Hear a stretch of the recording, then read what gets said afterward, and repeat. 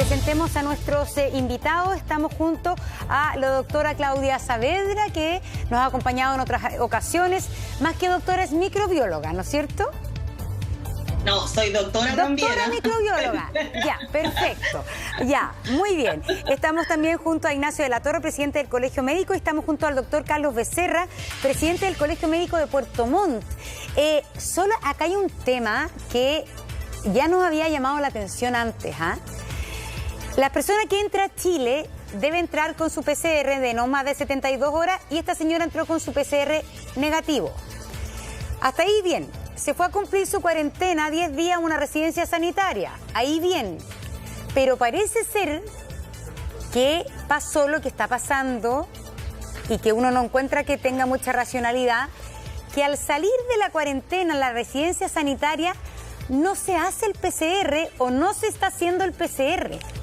Entonces ella va de su hostal sanitario a cumplir los otros 4 o 5 días en su casa, pero entre la salida del hostal sanitario y su cuarentena, no, el fondo, para darte de alta del hostal sanitario no hay una PCR. Ahí encuentro que no tiene mucho sentido los 10 días en el hostal sanitario. Ese es el dato que tengo yo, no sé si ustedes tienen otro. Tengo el dato de una amiga, tengo el dato de una persona en Valparaíso que le pasó lo mismo. Salen los 10 días pero sin PCR. ¿No sirve de mucho, no, doctora? Bueno, antes que nada quiero hacer un comentario de lo que vimos de la doctora Daza. Yo creo que las autoridades siguen insistiendo en responsabilizarnos a nosotros los ciudadanos por cómo tenemos que contener la pandemia. Y yo creo que hay que abandonar esta idea y empezar a centrarse en medidas de salud pública para todos. O sea, no es posible que ustedes estén llamando a los empleadores a que le compren mascarillas a las personas. O sea, de ahí las medidas de salud pública, las autoridades. Son las autoridades, ¿no es cierto?, las que llamadas a protegernos desde el punto de vista de la salud pública, creo yo. Ahora, respondiendo a su pregunta, los datos son contradictorios porque, primero que nada, el día de ayer, muy acontecido, todo el mismo día en que hay que tomar tantas decisiones, aparece se detecta la variante Delta, ¿cierto? Y resulta que no sabemos si al salir o no le tomaron la PCR o le tomaron un test de antígeno. Y en el caso de lo que yo escuché, ¿no es cierto?, esta persona dio negativo primero al test de PCR, luego al test de antígeno y se fue a Talca. Y es en Talca precisamente donde funcionó estupendo la trazabilidad y le hacen allá, aparece un PCR, pero después de unos días, o sea, no al mismo tiempo. Y si usted sabe, esta enfermedad tiene la característica de que es asintomática en algunas ocasiones o síntomas muy leves, y en ese momento la persona tiene una carga viral probablemente muy baja como para que la detecte un test de antígeno.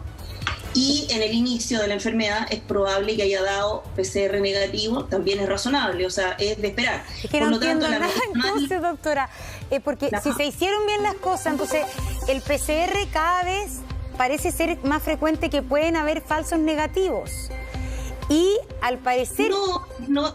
Porque también acá es que yo creo que tiene que ver con un tema de sensibilidad también, po. Y si la carga viral es muy baja, probablemente no lo tomó o la muestra no se la tomaron bien. Hay tantas variables que influyen. Por eso le digo que, como decía usted, es necesario tomar un PCR de salida de la residencia sanitaria o del hotel al que llegan y que hay que hacer la cuarentena. Porque lo que yo tengo entendido es que al salir...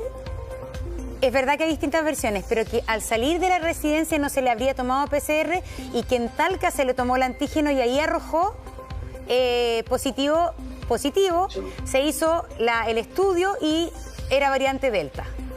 Porque en el fondo, claro, por eso sabemos esto tanto después, porque en el fondo ella llegó el 5 de junio, cumplió sus 10 días en residencia sanitaria en Santiago, habría cumplido sus 4 días en Talca, le hicieron el test de antígeno y ahí le mandaron a hacer la secuenciación genómica, que me imagino se demora bastante más complejo que hacer un PCR. No sé cuántos días, si son 2 días, ¿cuánto se demora, doctora, una secuenciación genómica en Chile? Depende de la estrategia experimental, puede durar entre 2 y 4. Claro. De ahí se dice que tiene... Porque depende, no sabemos tampoco, por ejemplo, aquí hay detalles que nos perdemos para poder analizar si lo hizo el ISP, si lo hizo y cuál es la plataforma que está usando el ISP en este minuto. Claro, lo que pasa es que el problema que hay acá, porque todavía no se sabe dónde se contagió, es que la señora se vino con PCR negativo. Al llegar a Chile salió con PCR negativo. Después se fue a la residencia. En la residencia tomó un auto particular y se fue a su domicilio, que es alejado de la ciudad, ¿no es cierto?, en la séptima región. De ahí se le tomó un antígeno. Entonces, la pregunta que hay, que lo que no se dilucida, ¿por qué si venía con puros negativos se le tomó un antígeno más? Después, cuando ya estaba en la casa, ¿se sintió mal? ¿Le dio fiebre? Todo? Y después de este antígeno, donde ya había pasado por varios puntos, ¿no es cierto?, se sabe que es Delta. Por lo tanto, ahí es donde uno encuentra sentido a lo que dice la subsecretaria Daza, le encuentra sentido en la cronología, ¿no? Donde dice todavía no sabemos por estos negativos, digamos. Eso es más o menos lo que ocurrió con esta señora de 43 años que venía desde Estados Unidos. Bueno, doctor... Un punto notable, perdón que le interrumpa, pero un punto notable acá es que lo que hemos aprendido y que yo creo que es importante destacar acá, se requiere vigilancia genómica activa que no tenemos. No tenemos una vigilancia robusta. Entonces, que hayamos encontrado esta Delta ahora, se haya detectado, es como haber encontrado una muestra a lo mejor de algo más, pero no sabemos porque estamos ciegos. No se puede tomar ninguna medida, ¿no es cierto?, de salud pública detectando, conociendo solo esto.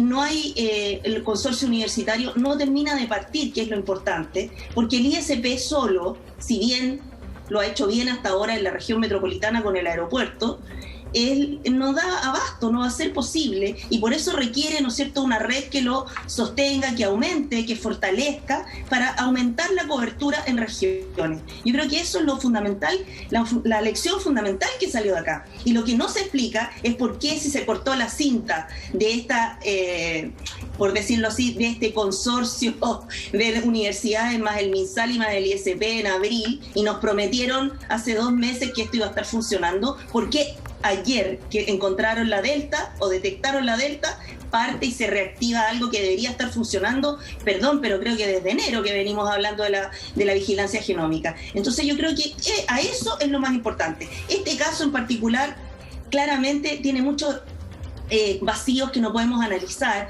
y que muchas variables que no tiene mucho sentido analizar. Aquí lo de fondo es que la vigilancia genómica es un instrumento y una herramienta adicional a la vacuna para poder contener la pandemia y tomar decisiones públicas en base a la información, cruzándola con los datos clínicos. Fíjese que tenemos la variante C37 andina y no conocemos nada de las características clínicas. Bueno, la secuenciación genómica dura 12 horas.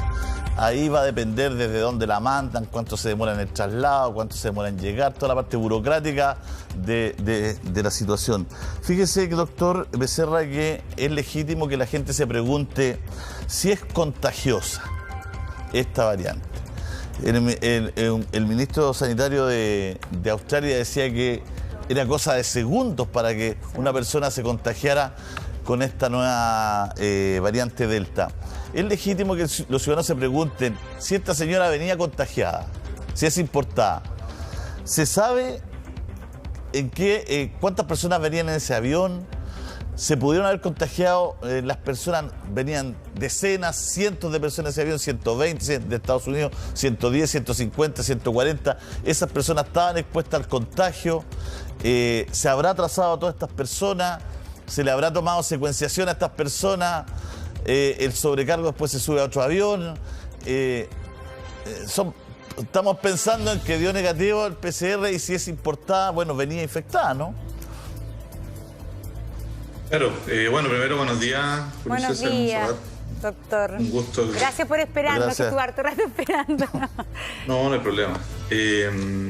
Claro, efectivamente son preguntas muy válidas, Julio César, y que hablan un poco del tema de la trazabilidad. Todavía, después de casi 1 año y medio de pandemia, tenemos serias dudas desde diversos grupos respecto a la trazabilidad. Y parece ser que es una de las cosas en que nos hemos caído una y otra vez. Y aquí no tenemos información. Lo ideal sería que tuviéramos información a la vista, transparente, que es una cuestión que ya hemos venido pidiendo ¿cierto? Hemos sido insistentes, digamos, con este tema, y no lo sabemos. Pero efectivamente, en los aviones, en un viaje largo, es muy probable que haya habido alguna comida, ¿cierto? Claro. Y por lo tanto la mascarilla en algún momento se sacó esa señora la mascarilla, y tiene que haber habido gente a su lado, ¿cierto? También sin mascarilla comiendo junto con ella. Por tanto, y los sobrecargos que la atendieron, etcétera, etcétera. Entonces, yo espero, digamos, nosotros esperamos como colegio que esa trazabilidad se haya hecho correctamente. Ya hayan, ¿cierto?, más personas que estén en este momento con las respectivas cuarentenas y con todos los estudios de contacto que se tienen que hacer en cada uno de estos casos y que se han tenido que hacer siempre. Pero acá no estamos hablando de cosas nuevas. Estamos hablando, ¿cierto?, de estrategia, que era el testeo, trazabilidad y aislamiento, que la venimos escuchando, este famoso TTA, desde el inicio de la pandemia. Y, insisto, una y otra vez, en el mejor de los casos hemos logrado trazar 3 contactos por cada caso, en el mejor de los casos, cuando los países que lo hacen bien por lo menos trazan 5 y de ahí hacia arriba. Una pregunta, Doc. Por tanto, sigue siendo un debe, sí. Y espero que en este caso, ojalá se haya hecho bien, espero. A ver, porque yo siento que aquí, por un lado, tuvimos suerte, porque no a todas las personas que se les sale positivo el antígeno, se les hace secuenciación genómica. Es decir, me imagino que la autoridad sanitaria debe haber dicho, esta persona llegó a Estados Unidos, PCR negativo, ahora hay antígeno positivo, ya, hagámosle secuenciación genómica. Pero la verdad es que eso es el mínimo porcentaje. Y eso quiere decir, por ejemplo, que hay una probabilidad de que haya más variante Delta en Chile, pero que no sepamos porque no se hace secuenciación genómica. En los países que uno ve como modelo, ¿se le hace secuenciación genómica a todos los PCR o se hace como por grupos de muestra? ¿Cuál debiera ser el porcentaje para de verdad tener una idea de cuánta variante hay de cada cual en un país? Doctor de la Torre, ¿es aleatoria por grupo y en qué proporción debiera ser para estar hecha bien hecha? Hola, Montserrat. Hola, Julio César. Hola. Lo primero que quisiera decir, antes de contestar esta pregunta, es que en Chile se está cayendo un edificio de la avenida Collins todos los días y están falleciendo la misma cantidad de personas que lamentablemente estaban desaparecidas en ese desastre que ocurre en Estados Unidos y que tanto impacta. La diferencia es que nosotros acá lo hemos normalizado. Dicho eso, comentar que en Chile, en una semana normal, porque lamentablemente la última semana con el feriado y la que viene ahora, se produce una baja significativa de los testeos, pero en una semana normal nosotros estamos haciendo 450.000 PCR en Chile. Esa es más o menos la cifra. De esos, entre 50 y 55.000 venían saliendo positivos. Y estábamos haciendo, de acuerdo a las cifras de la autoridad, entre 180 a 300 secuenciaciones. Tú comprenderás que si tienes 50.000 personas en un estadio y tomas a 300 al azar o 300 de alguna característica en particular, es muy difícil que puedas pillar aquellas variantes que son las que recién están apareciendo. Y lo más común es que pilles las variantes que más frecuentemente se presentan. Dicho eso, el elegir aeropuerto como una forma de entrada es una buena estrategia, pero no es el único lugar por donde están ingresando personas. Y nosotros, por ejemplo, yo le preguntaba al Ceremi de la Quinta Región qué pasa con los camiones en el cruce de los Libertadores, y ellos nos hablaban de un fortalecimiento de la estrategia de control, pero no pudimos precisar cuántas secuenciaciones se están haciendo de la gente que cruza la frontera, por ejemplo, por razones laborales. Lo importante es decir que la variante Delta ayer la hemos conocido, pero ya te diste cuenta que si es que viene contagiada esta persona del extranjero, todas las personas que viajaron en ese vuelo, todas las personas que llegaron de ese país debieran ser igualmente identificadas con rigurosidad y consideradas por lo menos personas de riesgo. Y creo que cuando pasa el tiempo, llama mucho la atención que a partir de este antígeno terminemos haciendo la secuenciación. Toda la historia es media extraña, porque no habla de un proceso común que sea propio para todos los viajeros, sino que acá ocurren cosas que hacen que en esta situación en particular se estudie de una manera que no se estudia. Pero mi pregunta, doctor, de los 450.000 PCR, ¿qué porcentaje para ustedes debiera hacerse de esos exámenes una secuenciación genómica? Para que de verdad, por lo menos, ¿a cuál podemos siendo realista con la capacidad que tenemos, porque también tenemos que pensar en eso, ¿cierto? Sí. Siendo realista con la capacidad que tenemos, si la ampliamos a la red universitaria, que en este minuto ya está decretado. Ayer salió el decreto incluso del Consejo Asesor del Ministerio de Ciencia. Ya. Y siendo realista, pues se puede llegar a tener 1.500 secuencias semanales. 1.500. Pero para eso...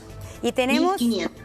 ¿Y tenemos 350 declaradas. Yo la verdad es que creo que incluso las 3.500 que están en el Banco de Datos Mundial, GISAID, son secuencias antiguas, entonces hay que ir además teniendo una secuenciación que sea reportada inmediatamente, de manera de poder tener datos frescos que permitan tomar decisiones frescas. Y como dijo el doctor Latorre tan importantemente, aquí hay un factor muy importante en las fronteras terrestres, que no se está haciendo una vigilancia genómica, digamos, en coherencia con el PCR, porque en el norte, en Arequipa y en Tacna, ya se sabe que hay transmisión comunitaria de la Delta. Por lo tanto, lo razonable es que todos los camioneros que entran por Arica, por ejemplo, deberían ser testeados y seguidos aquellos que dan positivos. Hay un punto acá, además, que discutir con respecto al test de antígeno. El test de antígeno se usa y funciona bien cuando uno sabe que tiene personas con síntomas. Si la persona no tiene síntomas, el test de antígeno no va a funcionar. En la gran mayoría de los casos no tiene tanta sensibilidad, no es tan bueno si la carga viral es baja en esa persona. Entonces aquí el dato que además es más llamativo es el hecho que si la persona le hicieron este test de antígeno es porque desarrolló síntomas probablemente. Sí, pero el problema es que ahí sería un virus doméstico por la cantidad de días. Probablemente. ¿Quién descarta eso? Porque si ella ya venía con PCR, estuvo en la residencia todos los días que debió estar, llegó allá y le toman el antígeno, por eso le decía, ¿por qué le tomaron el antígeno después allá? Porque se sintió mal seguramente, porque hizo síntomas. Y si uno hace síntomas después de 5 días, supone que en 5 días ya había llegado hace rato acá. Claro. Sí. Entonces, por eso la subsecretaria Daza, la escuchamos ahí que decía que no descartaba que fuera doméstico este delta. Y si este delta tiene una alta posibilidad de que ser doméstico, quiere decir que ya está acá dando vuelta, digamos. Perdón, ¿alguien tiene el dato, doctor Becerra o doctor Latorre, si a los pacientes UCI le hacen secuenciación? Se les hace en algunas unidades que se llaman unidades que están de piloto epidemiológico, que están en convenio con el ISP, y en estas unidades se toman muestras a los pacientes y esas se procesan con secuenciación. A tu número, Montserrat, cuando yo hablaba de 50.000 PCR positivos, estadísticamente lo mínimo sería hacer 2.500 secuenciaciones a la semana si lo que nosotros queremos es representar estadísticamente a la población. Para poder responder a la pregunta de Julio César si esto circula o no, a lo menos tendríamos que intentar llegar a eso. Ahora, no hay que olvidar que en abril el Ministerio de Salud dijo y se comprometió que íbamos a estar en 500 secuenciaciones, que era cuando este consorcio iba a recibir los recursos necesarios y iba a tener el apoyo suficiente. Y a finales de abril seguíamos haciendo 150, 180 secuenciaciones a la semana como máximo. Entonces, ya venimos atrasados. Para llegar a 2.500 se requiere una inversión potente, que no debiéramos dejar de hacer el esfuerzo de tratar de llegar ahí para representar a la población y no solo tomar muestras de algunas UCI. Lo que decía recién de la integración clínico, básico-clínica, significa, por ejemplo, que tú en las UCIs, cuando tienes pacientes jóvenes, quisieras saber si ese grupo tiene una variante distinta a los pacientes de mayor edad, y para eso necesitas testear, ojalá, a todos los pacientes que están ingresando a UCI y secuenciarlos para poder alertar a tiempo. Lo que ustedes se dan cuenta es que finalmente en toda esta pandemia hemos estado llegando siempre tarde, y un poco la alerta, o lo que decimos, y que yo de alguna manera he usado la metáfora del blue screen, que era esta pantalla azul que te salía en el Windows antes, que tú estabas trabajando y de repente sigue azul y tenéis que resetear el computador para partir de nuevo. Yo siento que necesitamos ese reseteo como estrategia de manejo de la pandemia para empezar a hacer las cosas mejor y no tener todos los días un edificio de la avenida Collins derrumbándose con chilenos adentro. Que eso es lo que nos está pasando, o un avión de estos completos que se cae y fallecen todos los pasajeros. Pero la doctora Becerra dice que tendríamos capacidad para 2.500 secuenciaciones genómicas. Es decir, si es que la entiendo, 1.500, dice la doctora. Si es que se integra a la red universitaria. Entonces, ¿por qué no se integra si está eso ahí? Le explico. Ahí esa información se la puedo dar. Ya. La red universitaria no partió porque la red universitaria, algunas universidades lo han hecho con recursos propios o recursos privados. Pero la gran mayoría de las universidades requiere de un capital semilla para poder partir con la secuenciación. Yeah. ¿Por qué tiene que hacer eso? Porque el MinSal compra servicios. Por lo tanto, si yo hago secuencia en mi laboratorio, tengo que entregarle la secuencia completa, ingresada al GISAI, y ahí yo voy a tener, ¿no es cierto?, el pago. Pero yo necesito tener los reactivos y pagarle a las personas, al recurso humano, para poder desarrollar, ¿no es cierto?, esta secuenciación. El tiempo de la secuenciación, que es una discusión, porque en realidad no dura 12 horas, dura más de 12 horas el proceso, porque depende del tipo de secuenciación que se haga. Entonces hay de dos tipos, y uno dura más y otro dura menos, y uno abarca más. Uno, por ejemplo, dura 4 días, pero abarca 96 muestras. Otro dura menos, pero abarca menos. ¿Te fijas? Dependerá de la estrategia experimental. Y eso requiere insumos, requiere material para partir. Claro, entonces, pero yo leí la entrevista a los genetistas de Chile que decían que solo se secuenciaba una parte del virus y que eso se podía hacer en 12 horas. Me imagino que habrán otros que son...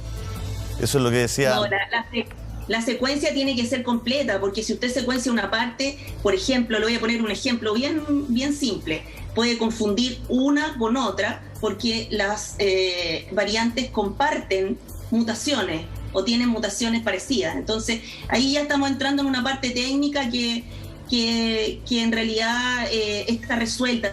Nosotros tenemos gente que lo puede hacer bien, preparada, con experiencia, que se maneja en las plataformas. Esa no es la limitante. La limitante es que para poder cubrir el territorio se requiere necesariamente un soporte de la red universitaria. Yo creo que eso es fundamental. Me deja preocupado, doctora, porque me deja preocupado, doctora, lo que leí en esa entrevista era... No concuerda con lo que usted está diciendo, digamos. No. Chuta. ¿Será que dejémoslo como que yo me equivoqué? Pues no sé. No, pero si usted es la que sabe. Si usted sabe, lo que pasa es que es lo que se está haciendo, digamos, ¿no? Es decir, una secuenciación más fiel, más fidedigna, que dé más datos, no es de 12 horas, que es lo que a uno le parece, porque en el fondo, yo la entendí. De verdad, si uno quiere establecer diferencias genéticas, la secuenciación tiene que ser más en detalle, y eso demora, usted decía, entre 2 y 4 días. Para que lo veamos, para que lo veamos realistamente. Es decir, para que no aspiremos a algo que es más difícil o que es más una solución más parche. Nosotros necesitamos hacerlo completo porque necesitamos entender, ¿no es cierto?, para poder, cuál es el beneficio que sacamos de la vigilancia genómica. Conocer qué es lo que está pasando en las UCI, por ejemplo, ¿verdad? Saber si este porcentaje de UCI tan alto que tenemos, esta ocupación UCI tan alta de jóvenes, ¿a qué se debe? ¿En qué variante está? Los niños, ¿cuáles son los niños y las niñas que están en las UCI o que están gravemente? ¿Cuál es la variante que portan? Eso es una importante. Y por otra parte, si esta señora, podríamos tomarlo ejemplo, en Talca se contagió de manera comunitaria, entonces es momento de volver a cerrar Talca para que no salga ninguna persona hasta que no estemos completamente seguros que no porta la variante Delta. Entonces la cobertura, el aumento en la cantidad me va a permitir mejorar la cobertura y finalmente me va a permitir tomar medidas si yo lo puedo cruzar con los datos clínicos. Si la persona está vacunada con Sinovac, es una pregunta que no nos hemos hecho. Esa persona de 43 años tiene que estar vacunada. ¿Qué vacuna tenía? No la Sinovac, porque en Estados Unidos la Sinovac no ha llegado. Era Johnson. Puede ser la Johnson, la Pfizer. Sí, era Johnson. No, es Johnson.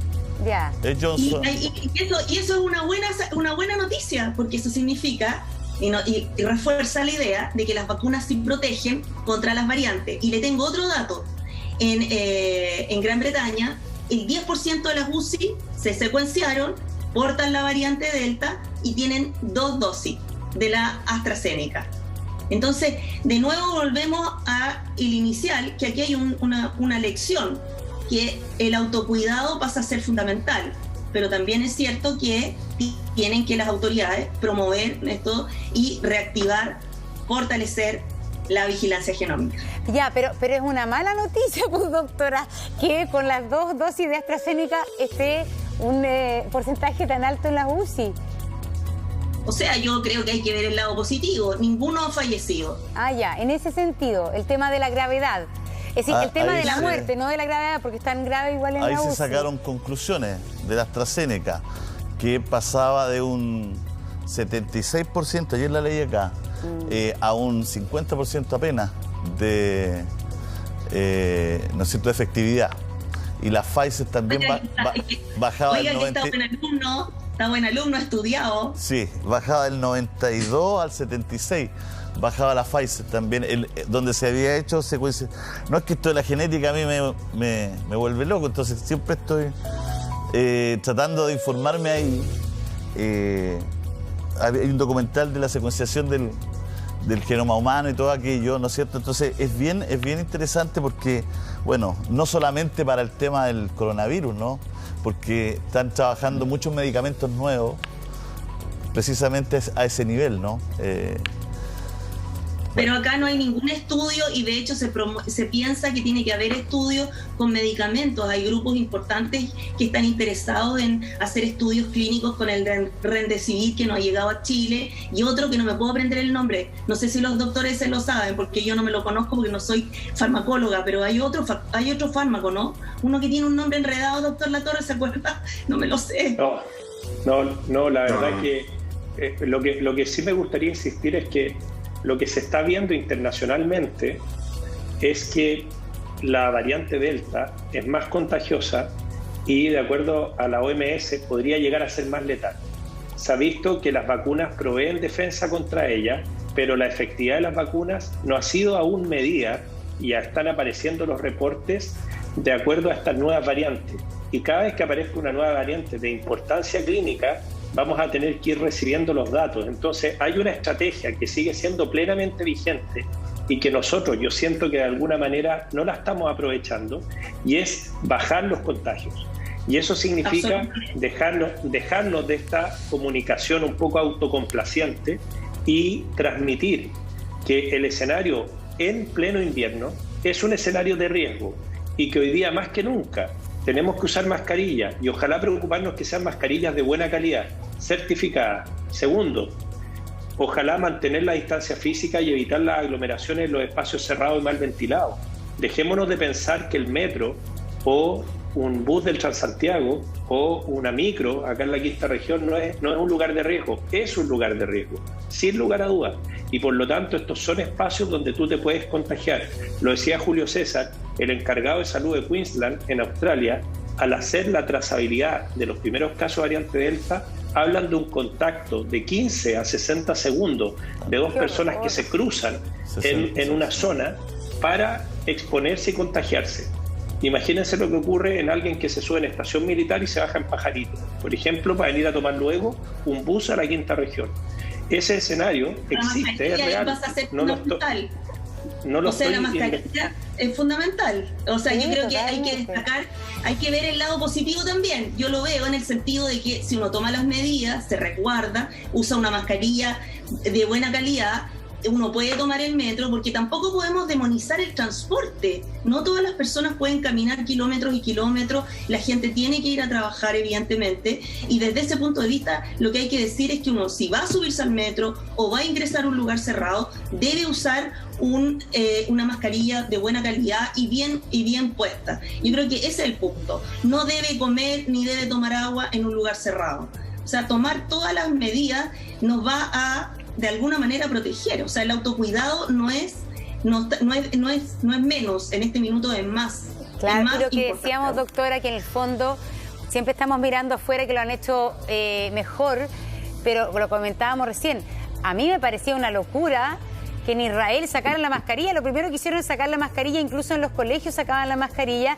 Yo creo que en ese sentido sin en haber Chile, tenido vacunada toda la población de riesgo. Además, no sé. en ese sentido en Chile tenemos que aprender de eso, y nosotros, sin ser expertos, a uno le parece que es lo lógico, la verdad, que la mascarilla sea lo último en sacarse, más que finalmente nos hemos acostumbrado, la verdad es una solución bastante fácil.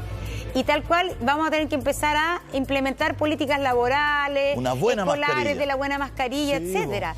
Pero la verdad, y yo le quería preguntar una cosa, porque una de las grandes malas noticias de las últimas semanas es que hay muchos jóvenes y ahora niños que están infectados y muchos jóvenes graves. El tema es si efectivamente estos jóvenes graves es porque es otra variante, o es que ya está la variante Delta y no la habíamos detectado, es que el mismo virus con otra variante se comporta de otra manera, pero ¿por qué esto cambió tanto? Yo no sé si justamente el doctor Becerra nos puede dar su impresión al respecto. Lo que pasa es que esa pregunta, digamos, como tantas otras durante la pandemia, hay que transparentar que estamos a ciegas. Mientras no hagamos una buena secuenciación genómica, mientras no nos preocupemos de hacer esta integración entre lo clínico, lo que pasa en las UCI y lo científico, va a costarnos saber esas cosas, digamos. Nosotros hemos pedido siempre transparencia en los datos, costó bastante que empezaran a transparentar, por ejemplo, y a darnos información de si los pacientes que estaban en la UCI estaban o no estaban vacunados. Una cosa que parecía de perogrullo, pero nos costó que ese dato se empezara a compartir. Y efectivamente, cuando lo empezaron a compartir, bueno, la minoría de los casos estaban vacunados y más bien esos casos jóvenes eran de gente que por vacunación, calendario, todavía no les tocaba vacuna. Entonces, la verdad es que saber si el fenómeno tiene que ver con eso, con que los jóvenes se empezaron a vacunar más tarde, de hecho todavía se están vacunando los grupos de adolescentes y jóvenes, o es la variante Delta que ya nos acompaña hace harto rato. Como decía Ignacio también, nosotros acá también tenemos puntos fronterizos con Argentina, sabemos que en los países vecinos ya la Delta llegó hace rato, está comprobado que está presente. Por tanto, la verdad, pensar que el caso que supimos ayer es el único caso de Delta, probablemente es bien poco sea, probable. Digamos, el primero que encontramos, claro. Pero es muy altamente probable que esté. Entonces, como en todas las cosas, es factible pensar en que aquí hay una mezcla entre que la Delta seguramente ya llegó, y que además los jóvenes todavía no están vacunados. Entonces aquí una de las cosas que hemos planteado es que hoy día, por ejemplo, el calendario de vacunas no tiene ningún sentido. Hoy día lo que hay que hacer es vacunar a todo aquel que todavía no tenga la vacuna y se pueda vacunar. Bueno, y ahí pero día, ahora que se empezó a vacunar a los niños, ahora que se empezó a vacunar a los niños, el tema es que me imagino yo que está, bueno, lo ha dicho el ministerio, que se está vacunando a medida que van llegando dosis.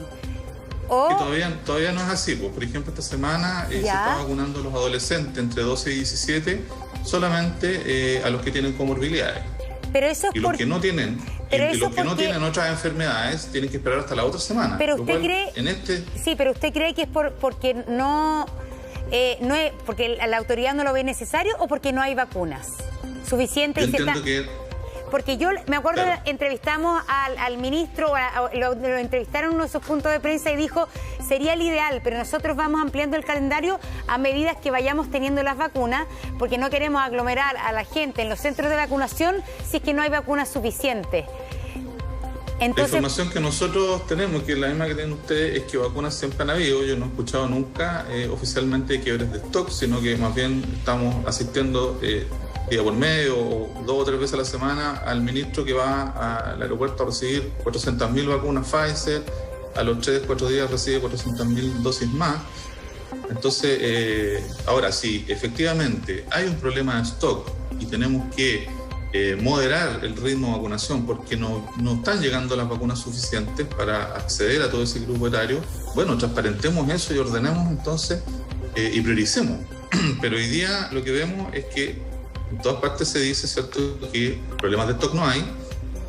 Hacemos, ¿cierto?, mucha celebración del cumplimos, que nuevamente surge del cumplimos, y con el 80% se hizo ahí una cosa muy, muy llamativa, cuando en realidad lo que se cumplió es el 80% con la primera dosis. Con la primera dosis.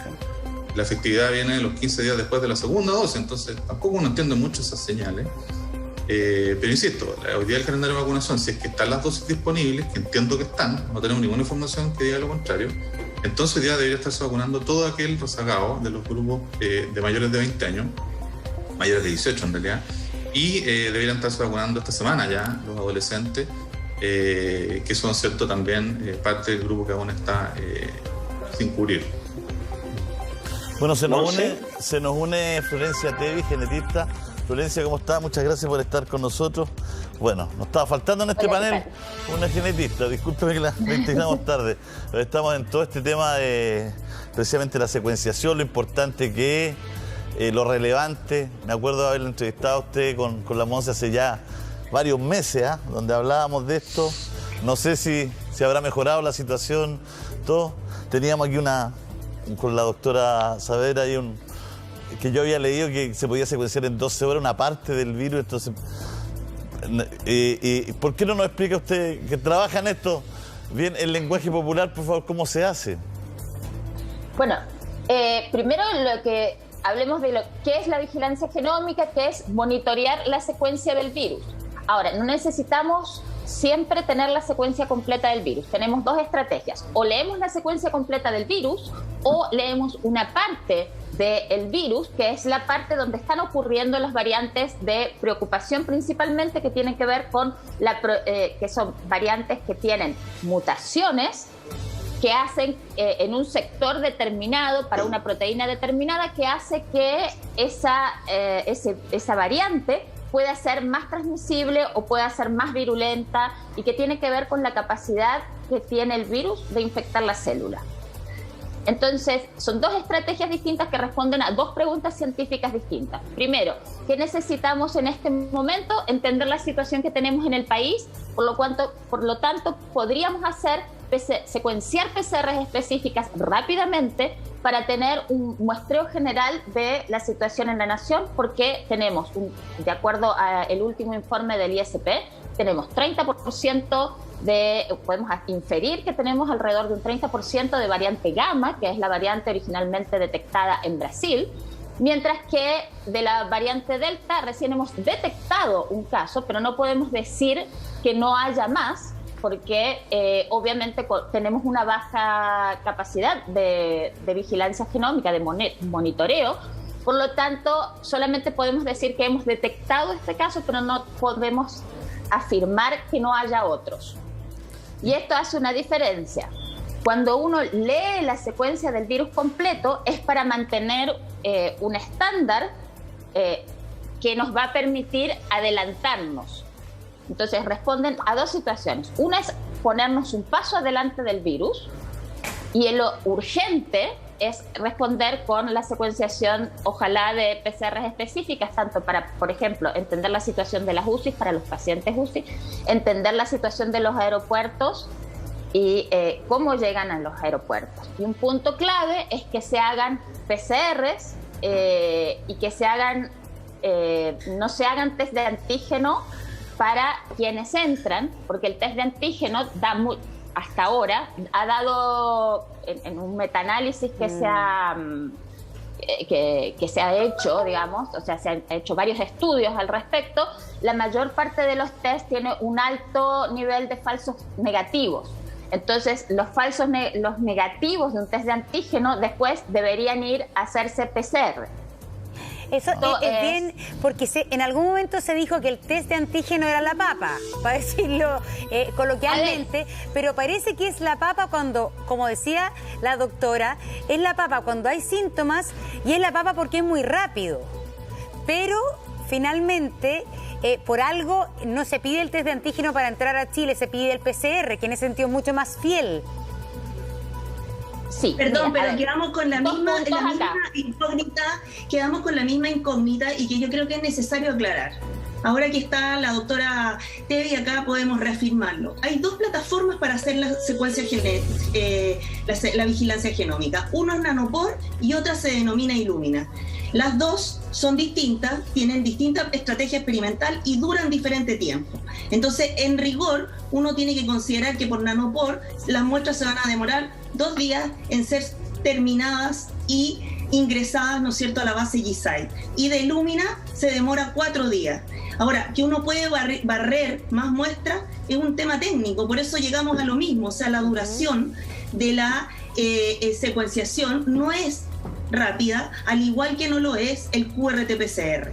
Entonces yo creo que es súper importante destacar eso. Y por otro lado, si vamos a hacer vigilancia genómica, hacerla por partes, como ha dicho la doctora Tevi, no tiene sentido, en este caso sobre todo en Chile, porque queremos tener datos fidedignos y saber cuál es la variante comunitaria o la que predomina frente a lo que teníamos, porque de las 3.500 secuencias que tenemos en el GISAID, lo que podemos solamente sacar de ahí es que teníamos comunitariamente la P1 y la C37 o andina, pero para poder saber qué rol o qué predominio tiene en la población la Delta, es necesario hacer secuencia completa.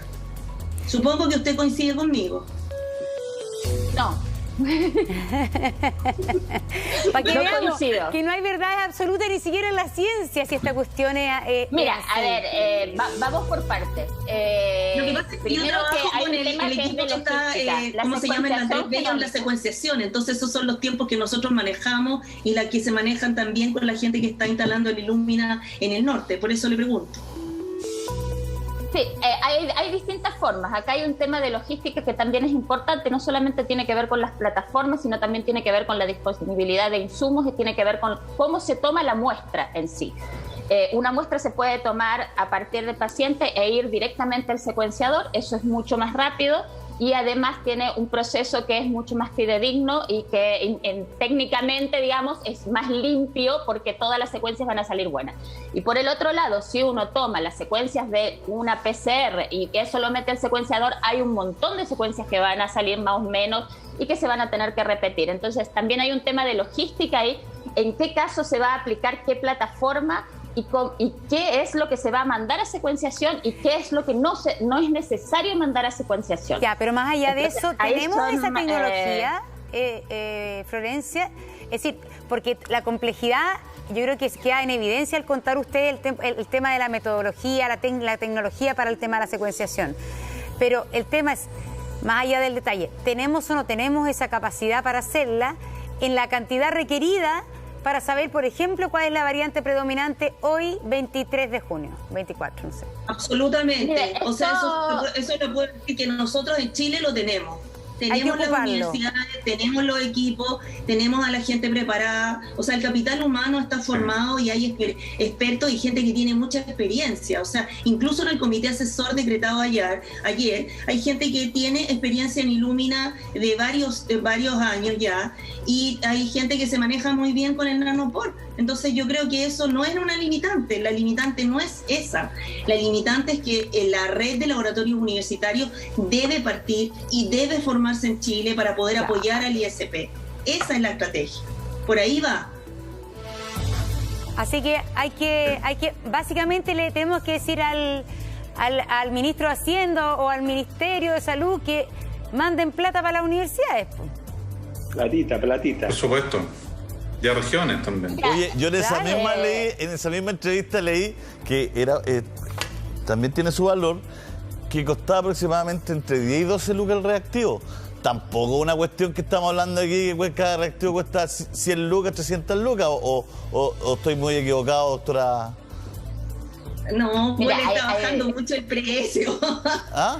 Doctora, ¿no es tan barato? Mira, depende de cómo lo hagas, porque hay un factor de logística y de cómo vas a comprar los insumos y de qué insumos vas a comprar que te va a encarecer. Puedes ir de 10 a 200 mil pesos por secuencia, de acuerdo a cómo lo hagas y de acuerdo a la plataforma que utilices y cuánto compres. Obviamente, si uno hace una compra pensando ya en un plan nacional donde uno estipule que tiene alrededor de, por lo menos, lo que prometió el ministro París, de 1.000 secuencias semanales, como mínimo, para 4.000, si uno lo multiplica y tiene kits con reactivos para 20, 30.000 muestras, obviamente los costos disminuyen.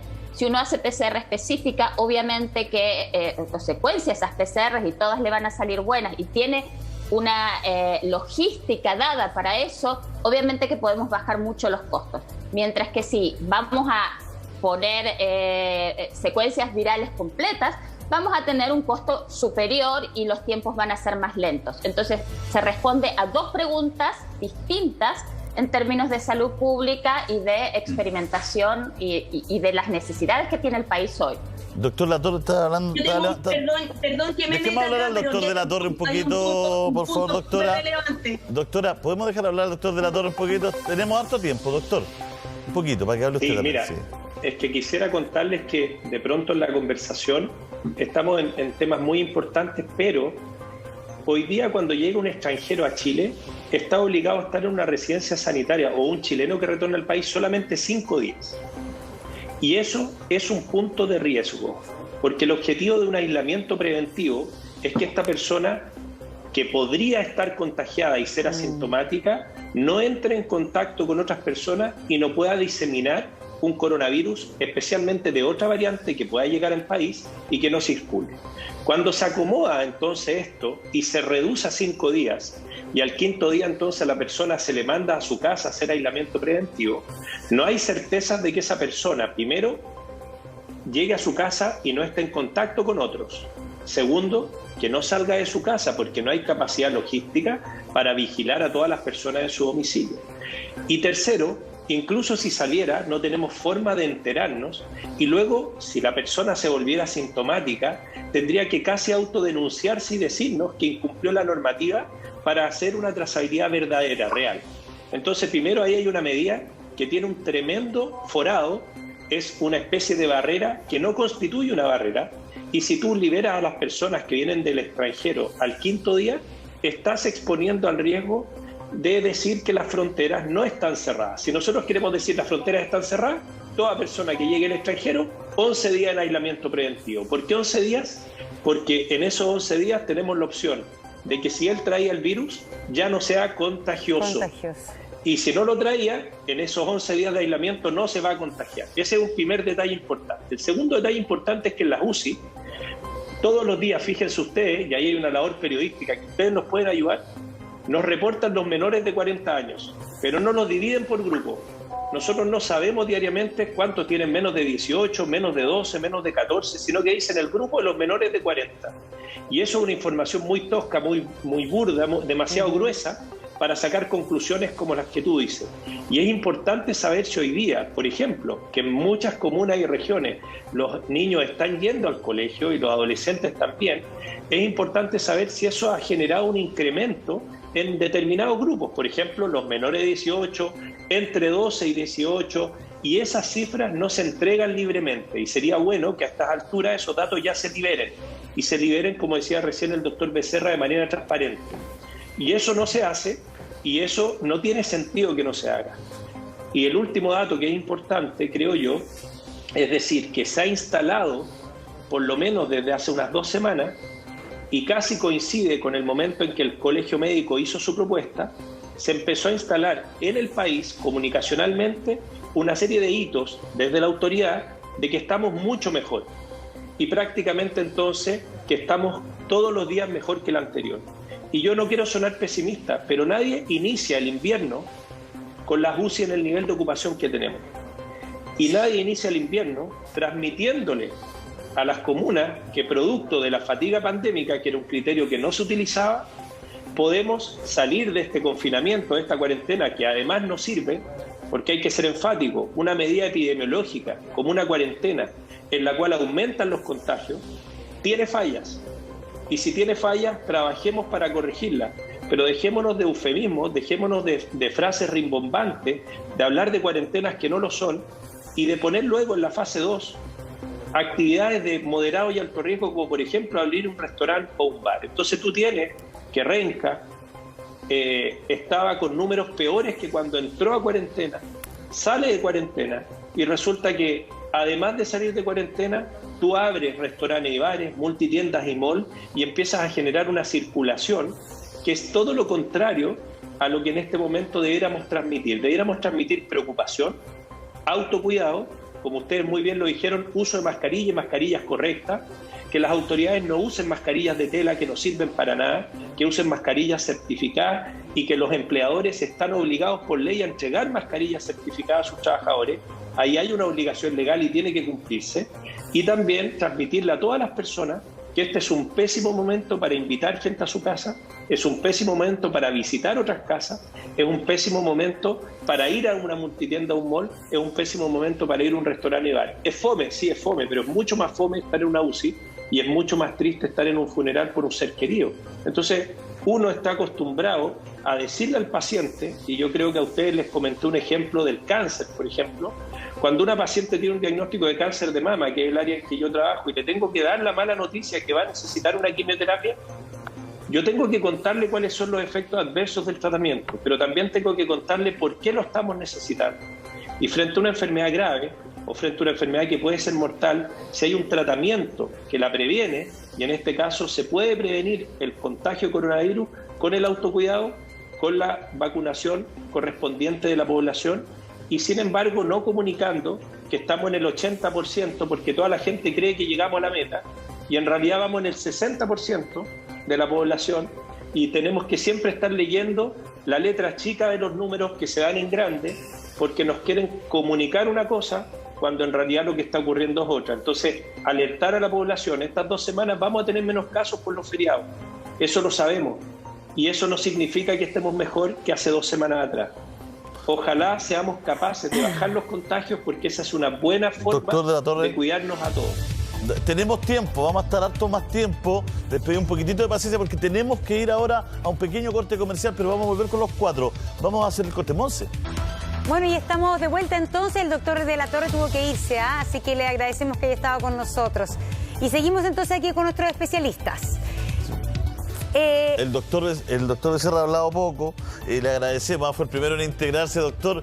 Bueno, el momento que estamos viviendo es un momento difícil, esta nueva variante, ¿no es cierto?, que nos tiene a todos con cierto temor, ¿no es cierto?, cobran importancia nuevas estrategias, pero me imagino que es vital la comunicación de riesgo, ¿no?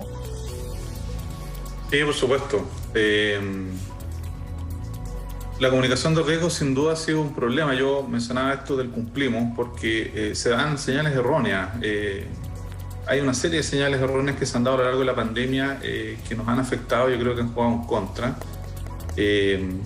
Hay muchas cosas que nosotros sabemos ya a estas alturas de lo que está ocurriendo en otros países que han funcionado y otras que han sido pésimas decisiones. Monserrat, por ejemplo, mencionaba el tema de Israel, que se sacó las mascarillas. Yo espero que nosotros en los próximos meses no acudamos a una medida similar y estemos, ¿cierto?, escuchando llamados a sacarnos las mascarillas. Ojalá que eso no ocurra. Pero en general lo que uno ve es que no estamos aprendiendo de las lecciones que nos pueden dar otros países y tampoco estamos tratando de imitar las cosas buenas que han hecho otros países.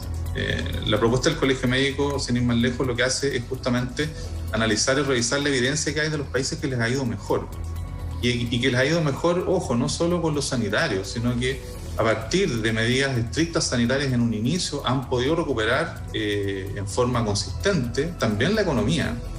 Y hemos planteado, ¿cierto?, que esta dualidad o esta dicotomía entre lo sanitario y lo económico es una dualidad que es falsa, que se pueden hacer ambas cosas tomando las decisiones correctas. Entonces, después de un año y medio de pandemia, sí, yo creo que es hora de empezar a mirar un poco cómo les ha ido al resto y tratar de imitar, ojalá, a los que les ha ido bien. Yo creo que eso es una cuestión como...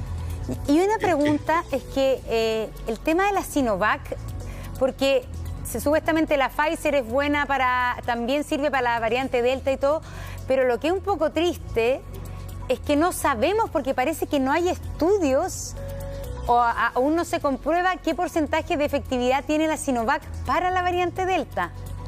¿Eso es así o no? Claro, lo que pasa es que es muy difícil. La pandemia, otra cosa que teníamos es que el ritmo, ¿cierto?, es vertiginoso y no tenemos capacidad de poder hacer los estudios, inmediatamente aparecen las variantes y tener los resultados publicados con los estándares, ¿cierto?, de calidad de publicación que hoy día tiene la comunidad científica. Entonces, una cosa, hay varios estudios que están en curso. De hecho, la vacuna Sinovac fue utilizada, ¿cierto?, mientras todavía estaban los estudios de fase 3 en curso, incluso algunos de ellos en Chile. Pero es parte de lo que esta pandemia nos ha traído. Si hubiéramos esperado que las vacunas siguieran todo su proceso completo, como lo hace una vacuna en situación regular, todavía no estaríamos probablemente vacunando a nadie. Entonces, claro, todas estas autorizaciones que hemos visto, que han hecho distintos organismos, incluido nuestro ISP, han sido autorizaciones de emergencia. a sabiendas de que los estudios experimentales no están totalmente completados. Y por tanto, mucho menos van a estar completados con las nuevas variantes que aparecieron hace unos pocos meses. Es muy difícil eso. Doctora Saavedra, un minutito ahí para redondear la participación, por favor.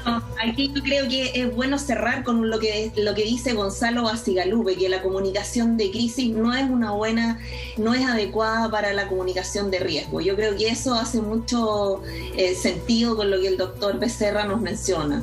Y yo creo que el ejemplo de la vacuna es el mejor. O sea, este anuncio de que llevábamos 15 millones de vacunados no es tan cierto, porque tenemos 15 millones de personas vacunadas con una dosis. Entonces, yo creo que eso es una comunicación de riesgo compleja, porque da la impresión de que estamos 15 millones protegidos. Y la verdad es que con la vacuna Sinovac tenemos súper claro que tenemos que tener las 2 dosis. Y con mayor razón ahora, si es que efectivamente la Delta está entre nosotros, o la que venga, ¿verdad? Yo creo que ya no es importante si es la Delta u otra en este minuto, digamos, sino que es sentirnos el realmente protegido, pero pasa por estar vacunado y lo que recalca usted, digamos, o sea, no tomar decisiones sin tener una base científica sólida que le permita tomar decisiones de salud pública, porque yo creo que eso es súper importante. Y de nuevo volvemos al mismo punto, que yo creo que uno es como aburrido repitiéndolo, pero no pueden seguir administrando el contagio. O sea, mientras se siga promoviendo el contagio, estamos mal. Yo creo que además la cosa se puede hacer bien. ¿Cómo funcionó en Magallanes? Magallanes tiene, creo que 12 o 15 casos, pero no es solo gracias a la vacuna. Ahí también tuvieron que aplicar un cierre para bajar rotundamente los casos de contagiados diarios. Entonces yo creo que hay que cambiar de alguna manera, repensar o darle un crédito a la solicitud de la serie de expertos que piden que se cambie un poquito la estrategia, ¿no? Florencia. Está muteada Florencia. Ahí está. Perdón. Yo creo que acá hay varios puntos. Primero, recalcar lo que estaba diciendo el doctor Becerra acerca del tema de las mascarillas. Las mascarillas tienen que ser certificadas. La doctora Bravo ya ha estudiado y ha generado suficiente evidencia sobre este tema como para decir que las mascarillas certificadas deben ser una obligación, y también deben ser una obligación de tenerlas en el colegio. Las mascarillas que está otorgando en este momento el Mineduc a los colegios han sido demostrados por Listec Usach que solamente que permiten que pasan los aerosoles, protegen solamente un 40%. Entonces no podemos ni siquiera pensar en un retorno a clases con una mascarilla que ni siquiera filtra. Necesitamos ajustar el tema de las mascarillas también para el ingreso a los colegios. Siguiendo por el tema de las vacunas, lo que tenemos que tener claro es que no hay vacunas mejores o peores, pero sí hay vacunas que tienen más información que otras, y eso es fundamental a la hora de que se vayan a tomar las decisiones por las autoridades. Entonces, sabemos hoy, y ya está en días de publicación, que la vacuna de Pfizer y de AstraZeneca otorgan protección contra las variantes, inclusive la variante Delta, si el esquema de vacunación está completo. No tenemos información acerca de la vacuna Sinovac, más allá de lo que hoy salió en prensa de los medios chinos. Entonces, esto no es publicación científica, pero sí tenemos un grupo de investigadores trabajando aquí, y por lo tanto ellos podrían dar información acerca de cuánto la vacuna Sinovac neutraliza, tanto la variante P1, que en este momento tampoco tenemos evidencia para eso, y cuánto neutraliza la variante Delta, que son las dos que más se están preocupando en este momento, y eso es urgente. Lo que sí sabemos, y porque ya ha sido también publicado por la Universidad de Hong Kong, es que la vacuna Sinovac está produciendo títulos más bajos de anticuerpos, y necesitamos que eso nos sea aclarado por la gente que está haciendo los estudios aquí en Chile, para poder entender mejor cómo está afectando la vacuna a la población chilena en cuanto a lo que se llama la seroconversión, es decir, cuántos anticuerpos tenemos circulantes, porque los anticuerpos circulantes son un predictor de lo que va a ser la gravedad o la severidad que va a tener la enfermedad. Gracias, esto Florencia. también ha sido demostrado. Muchas gracias, ¿Sí, Florencia. Gracias, Florencia. Muchas gracias, Claudia. Dame un segundito más para terminar. Sí, Florencia. Y el último punto que me gustaría hacer, bueno, agradecerles porque creo que esta es la primera vez en la historia donde los genetistas podemos seguir la evolución viral en vivo, ¿no es cierto? Entonces, que se generen debates científicos en la televisión y en los matinales me parece como un sueño hecho realidad, así que se los agradezco muchísimo. Y por favor, vigilancia genómica para el ministro París, que por favor cumpla su promesa de aumentar esas lecturas que nos prometió en marzo y que todavía no están cursadas. Muchas gracias. Gracias para ustedes, Florencia. Muy bonito tenerlas a las dos también discutiendo para nosotros, para Matías. También es un sueño para nosotros, no solo para ustedes. Gracias, doctor Becerra. O sea, un honor, ¿qué más le puedo decir? Gracias, Claudia. Gracias, Claudia. Un abrazo. Muchas gracias.